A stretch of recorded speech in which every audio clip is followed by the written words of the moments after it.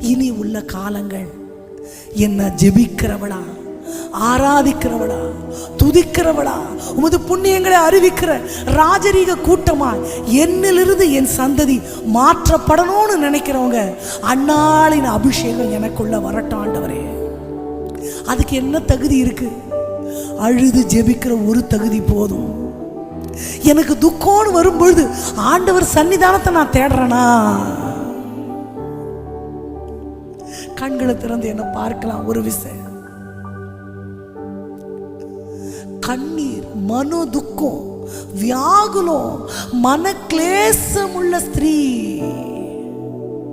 துக்கம் ஒரு நாள் துக்கம் இல்ல, பல நாள் இருதயத்தை அழுத்தி அழுத்தி அழுத்தி பிரஷர் குக்கர் வெடிக்கிற மாதிரி இருக்கு.